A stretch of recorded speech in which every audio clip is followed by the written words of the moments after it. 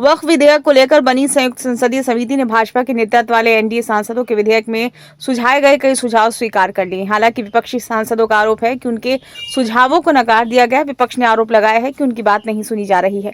वहीं समिति के अध्यक्ष जगदम्बिका पाल ने मीडिया से बात करते हुए कहा कि समिति द्वारा सुझाए गए बदलावों से बेहतर और प्रभावशाली कानून बनेगा। विपक्षी सांसदों ने जेपीसी की बैठकों में लोकतांत्रिक प्रक्रिया नष्ट होने का आरोप लगाया। टीएमसी सांसद और जेपीसी के सदस्य कल्याण बनर्जी ने आरोप लगाया कि जेपीसी बैठक के दौरान उनकी बात नहीं सुनी गई और जगदम्बिका पाल तानाशाही तरीके से काम कर रहे हैं।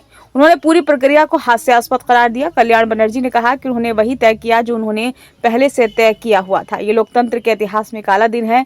हालांकि जगदम्बिका पाल ने विपक्ष के आरोपों को खारिज कर दिया और कहा कि पूरी प्रक्रिया लोकतांत्रिक तरीके से हुई और बहुमत के आधार पर फैसले लिए गए।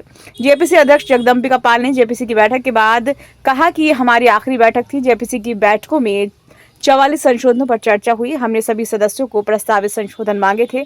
समिति ने 14 संशोधनों को बहुमत के आधार पर स्वीकार किया है। विपक्ष ने भी कुछ संशोधन सुझाए थे, लेकिन जब इन्हें लेकर मतदान कराया गया तो उन्हें बहुमत के आधार पर खारिज कर दिया गया।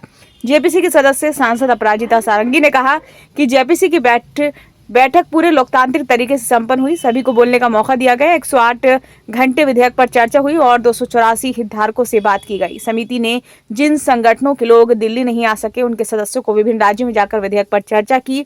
जेपीसी के सदस्य और कांग्रेस सांसद नासिर हुसैन ने दावा किया कि 95-98% हितधारकों ने विधेयक का विरोध किया। न ही विधेयक के खंडों पर चर्चा की गई और बिना पक्ष सुने संशोधनों पर मतदान करा दिया गया। कोई चर्चा नहीं हुई। शिवसेना यूबीटी सांसद अरविंद सावंत ने कहा कि जेपीसी की बैठकों में विधेयक के एक खंड पर चर्चा होनी चाहिए थी, लेकिन ऐसा नहीं हुआ। सिर्फ संशोधनों पर मतदान कराया गया। बताया जा रहा है कि 29 जनवरी को विधेयक का अंतिम ड्राफ्ट पेश किया जाएगा। हम उसे पढ़कर देखेंगे कि क्या करना है, लेकिन अमृत वर्ष में लोकतंत्र की हत्या हुई है।